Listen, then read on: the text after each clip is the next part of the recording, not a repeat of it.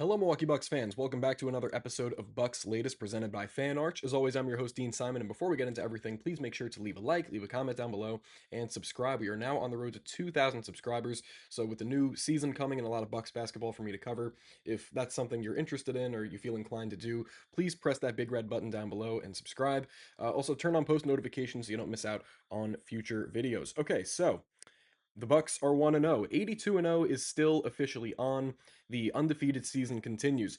The Bucks handle the Washington Wizards at home 133-120 to begin the new year, with Chris Middleton and AJ Johnson making their highly anticipated returns. Of course, AJ didn't get in until about the 1 minute 42-second mark, but Chris Middleton was there live in effect from start to finish, and he put on a masterful performance. He finished with 23 points, I think 9 of 14 shooting, and in the second half specifically, he was set ablaze trying to spark I believe it would be a 22 point or would have been a 22-point comeback win in the second half. The Wizards did bring it to, I believe, 87 to 80 or 87-82, somewhere around there, after again trailing by 20 plus in the first and second quarters.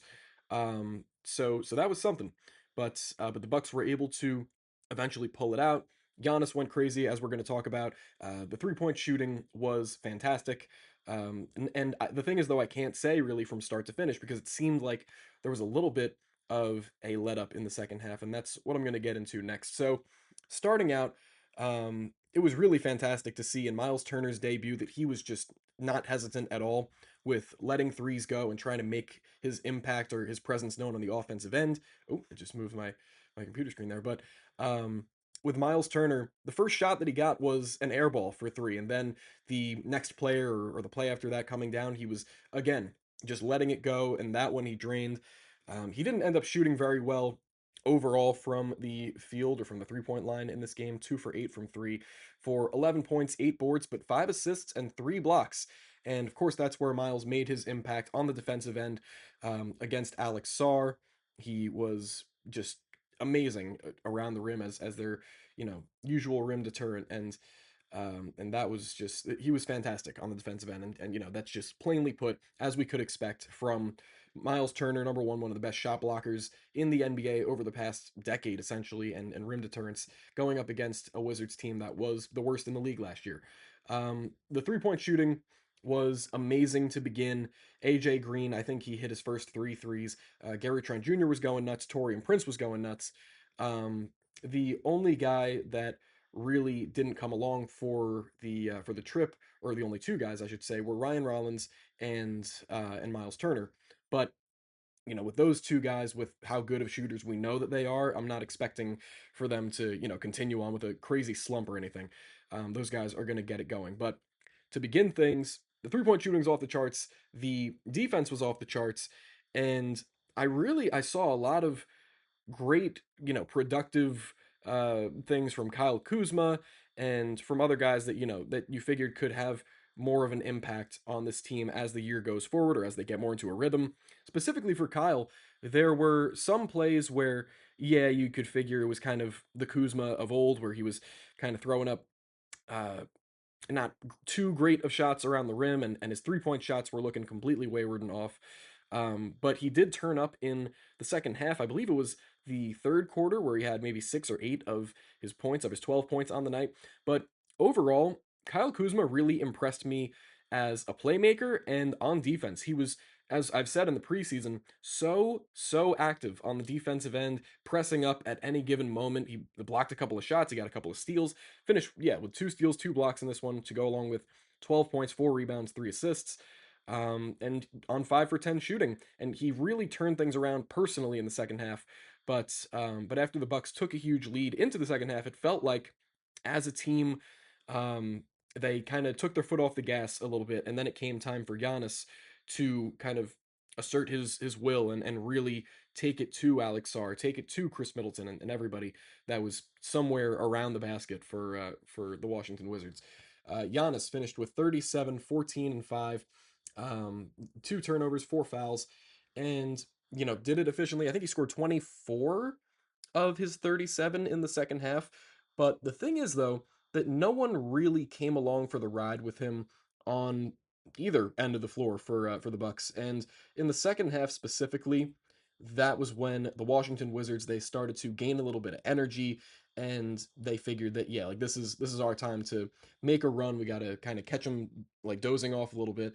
And again, this is where Chris Middleton asserted his will. 13 points on 6 of 7 shooting in the second half alone. Keyshawn George, who finished, he had a marvelous game, and especially in the second half, he looked great as a guy that can create contact going towards the rim, kind of bump you off with the shoulder and get a nice look around the basket. He also hit one of his three threes in the second half, and he had 11, 5, and 3 assists to go along with a steal and a block. And Bub Carrington started to get going, and Trey Johnson had a pretty awesome NBA debut, at least in the first half for the Wizards. He was kind of one of the only guys that was really keeping them in it with consistent 3-point shooting. And then moving forward, it just again it was really all up to Giannis keep to keep the Bucks in this one. Yeah, 24 of his 37 points in the second half was fantastic defensively as always, and he the supporting cast, they didn't show up in multiple ways, and one of them was foul trouble. And for instance, Cole Anthony, I think he only played maybe 18 minutes or so in his Bucks debut. I want to make sure I'm getting that right.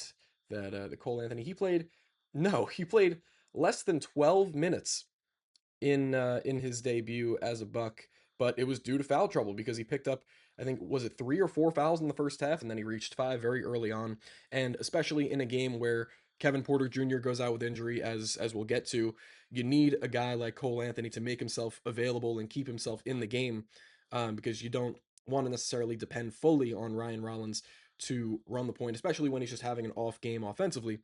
Though we know the defense is always there for Ryan Rollins, and he was excellent on that end again. Um, but yeah, Cole Anthony just could not stop fouling, and for a guy that I've given a lot of credit to as a pretty great defender for his stature, or at least a plus defender, it seemed like he was way too handsy, and maybe he was just excited because it was his Bucks debut. But yeah, he could not kind of keep his hand out of the cookie jar in a lot of instances, and that ended up being pretty negative for the Bucks in the second half. But I guess now we can get to Kevin Porter Jr. late in the first quarter. It was Cam Whitmore who I thought should have been called for at least 2 or 3 offensive fouls in this game because he just could not stop extending that arm going towards the basket. And the first one, and probably the most egregious of those instances, was against Kevin Porter Jr., going towards the rim, maybe around the dotted circle or half circle near the free throw line, just pushes out that arm fully. And this is a guy in Cam Whitmore who it was made pretty known by the Wizards when they uploaded their roster for the new year and their heights and weights and things like that. That Cam Whitmore has gotten up to 6'7", 250 pounds. I don't know if that's entirely accurate, but for a guy like Cam Whitmore to just completely go in and recklessly shove KPJ to the ground, he sent him flying, and then that caused KPJ to step on Bobby Portis's foot. He goes down with an ankle sprain, and then after the game, or I should say after the injury, he went back to the locker room, then came back to the end of the bench, but did not return, of course. And Doc Rivers said after the game that that it looks like a pretty bad sprain. So going forward with potentially with no KPJ for a couple of games. Now it is going to have to be the defense is going to have to rely heavily on the perimeter, on Ryan Rollins and Cole Anthony, and that tandem did look pretty awesome defensively in the preseason in certain instances. But the fact that they're going up against a pretty good Toronto Raptors team in the next game, they're going to be stretched thin, and just losing KPJ, of course, for both ends of the floor, it's not a great development this early into the year, but hopefully he can make a decently quick return on that front. And speaking of the next game, the Toronto Raptors are up next, and they just pulled off a pretty impressive 20-point win. I think it was 138-118 over the new look Atlanta Hawks, and it was a very evenly distributed scoring attack with guys like Scotty Barnes giving you 29 rebounds and or 9 assists and a couple of rebounds. RJ Barrett getting over 20. I think Brandon Ingram got over 20. Um, yeah, 25 for RJ, 22 for Scotty Barnes, 16 for Brandon Ingram, 14 for Jakob Hurtle, 13 for Emmanuel Quickly, and then Grady Dick with 21 off the bench. So it's going to be a very tough offense to kind of slow down and mitigate, but But I think like obviously the Bucks have the personnel outside of Kevin Porter Jr. to stop this team, but specifically with a lot of these guys being more perimeter oriented or kind of like perimeter oriented to mid range oriented, it's maybe going to be a little bit tall of a task for guys like Cole Anthony to stick with an RJ Barrett, for example, or a Brandon Ingram. So that's something to look forward to, or to kind of take into account when the Bucks head to Toronto. But otherwise, I mean, it's not like obviously not like this team is unbeatable, but they definitely do like they can throw a bunch of different looks at you now that Brandon Ingram is thrown into the fold and Jakob Pertl is there and a guy like Ochai Agbaji who proved to be a pretty fantastic three-point shooter not just last year but the year before that, and Grady Dick. They're gonna spread you out, and it's going to be kind of a similar attack to what the Bucks are trying to do, like a drive and kick style to get RJ Barrett an open three or Emmanuel quickly an open three. So that's much more of what they can expect going into this next game. But something I want to say, kind of my final thoughts on this season debut against the Washington Wizards, is that the Bucks really stuck to Doc Rivers' word and Doc Rivers' game plan. The pace and transition attack was just fantastic, and they were constantly attacking. But what I love most about that attack is that they were even attacking more off of made baskets, and that's a thing that Miles Turner on the Pacers was very much familiar with, because the Pacers were always trying to catch you lacking and catch you falling asleep after a made basket. So that could partially be Miles bringing in his wisdom from his Pacers days, and trying to show this Bucks team that there's plenty of opportunities to be had after made baskets if you just throw a hit ahead pass, and and Torian Prince is down the floor or Amir Coffey is down the floor, waiting to receive it. So just overall, the transition attack was pretty awesome. The pace was fantastic, and just going into the second game of the season, just don't play down to your competition again, and keep your head in it for the entire 48 minutes. Do not let loose, or let yourself get loose in the second half, and kind of let your mind stray away from the mission. The mission is to play winning basketball for 48 minutes and come out with a victory. And that's what I'm hoping the Bucks will do against the Toronto Raptors, and that Gary Trent Jr.